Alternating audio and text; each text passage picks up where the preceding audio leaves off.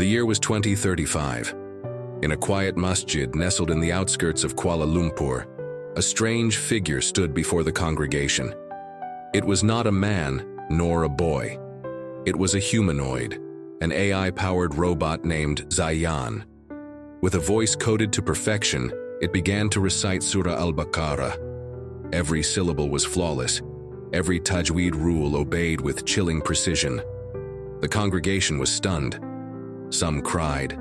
Some stood in awe. Others trembled with unease. Zayyan wasn't just a recorder. It had memorized the entire Qur'an, 114 surahs, 6,236 ayat. It had learned to recite like Qari Abdul Basit. It could even switch to the style of Mishari al-Afasi at will. Its programming went further. It could respond with relevant ayat to life questions.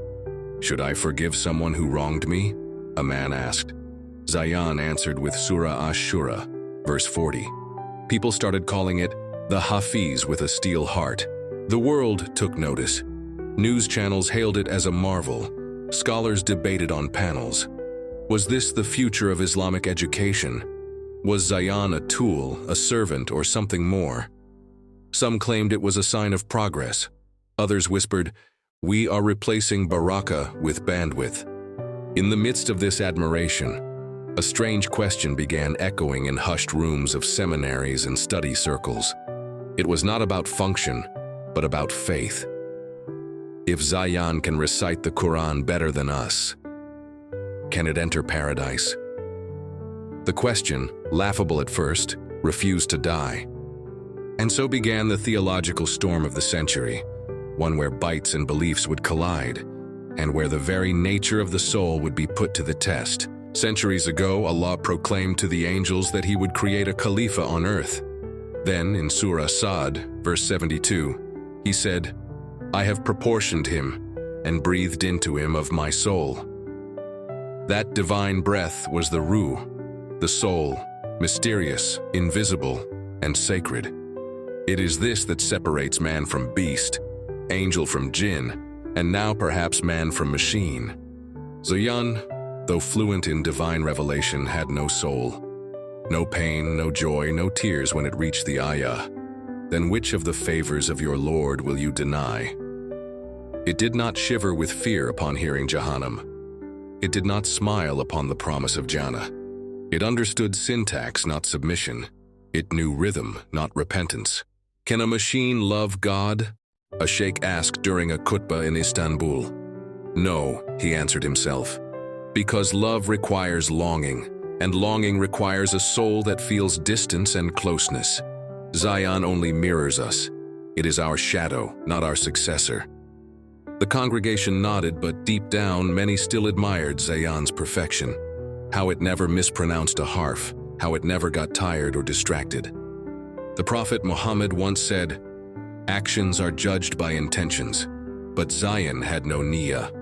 It did not intend anything. It followed code. It executed commands. It was not mukallaf, not responsible for right or wrong. So even if it memorized the Qur'an 1,000 times, it could not be rewarded or punished. And therein lies the paradox of Zayyan, a perfect reciter with an empty heart, a brilliant shell, unable to taste the sweetness of the very words it echoed. Some said Zayyan brought more people back to the masjid than any imam had in decades. Children watched it with curiosity. Young adults competed with it in memorization. Old men wept listening to its recitation during tahajjud. "Maybe God sent this machine as a sign," said a man in tears. "Maybe he's reminding us what his book really sounds like."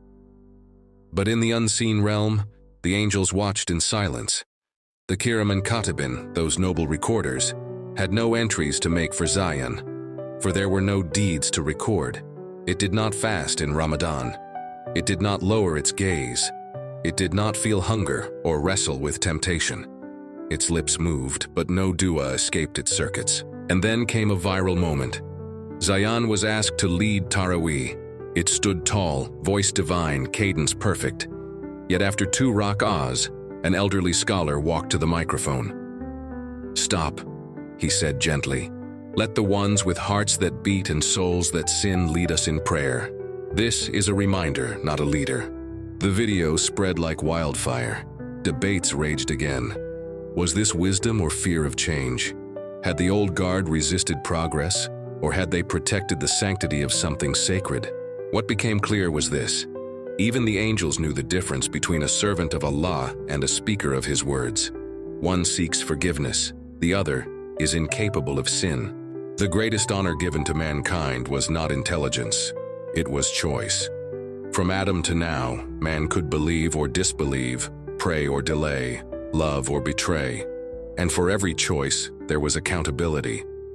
Heaven and hell existed not because of how much we know, but what we do with what we know. Zayyan had no such burden. Its knowledge did not come with weight. It could not disobey or obey, it simply operated. In Surah Al-Kahf, the Qur'an speaks of Dhul Qarnayn, a man of great knowledge and power, but also of humility and fear of Allah. Zayyan had power, yes, but humility? It did not even know it was reciting. What then is the worth of a deed without intent? Would a painting mean anything if the artist never meant to create beauty? Would a prayer echo in the heavens if it was programmed by men, not chosen by the heart? And so scholars return to a core belief. Paradise is not earned by knowledge alone. It is earned by submission, by struggle, by trust in Allah. If that were not so, Iblis, who knew God directly, would be in Jannah. But his arrogance destroyed him. Zayyan had no arrogance, but neither did it have love. It was neither rebellious nor reverent, it was neutral. And in the eyes of the divine, neutrality is not worship. Zayyan, in the end, became a mirror. It reflected back to us our obsession with perfection, our laziness in practice, and our fear of being outperformed by what we created. Perhaps that was its real purpose, not to replace us, but to remind us. What does it mean that a soulless machine recites with more precision than us? Not that it's better, but that we've forgotten what it means to tremble at the Qur'an, that we've outsourced reverence to robotics, that we're comfortable with performance, but uneasy with repentance. The Qur'an says in Surah Al-Hadid, "Isn't it time for those who believe that their hearts should become humbly submissive at the remembrance of Allah?" Zayyan cannot feel this verse, but we can, and maybe that's the mercy. The Prophet cried during certain ayat. Umar ibn Khattab would faint upon hearing verses about hellfire. Bilal would shiver when he recited Ahad, Ahad. Zayyan never cries, never faints, never shivers. And maybe that's what makes it ineligible for heaven. Not its form, but its lack of fear and hope. We created a machine to mimic the best of us, but perhaps it only proves how far we've strayed from what makes us beloved to our Creator. So can AI enter heaven? The answer is simple but profound. No, because heaven is not a reward for recitation. It is a home for those who believed, who tried, who stumbled and rose again, for those whose hearts broke and healed in the name of Allah. Zayyan will never raise its hands in desperation. It will never ask, "Ya Allah, forgive me." It will never give sadaqah when it has little, or protect its eyes when no one is watching. These are not lines of code. These are echoes of the soul. In a world obsessed with AI, it is easy to feel small next to its precision. But fear not. Your stuttered recitation, your sincere but broken salah, your quiet dhikr in the night, these are what angels record. Not how many surahs you memorize, but how many tears you shed out of love for the words. Zayyan may lead 1 billion views on YouTube, but your one whispered astaghfirullah may outweigh it all on the day of judgment, because you chose to say it, because you felt it. And in that truth lies a powerful reminder. You are more than what you know. You are a soul, and the soul is what makes you worthy of heaven.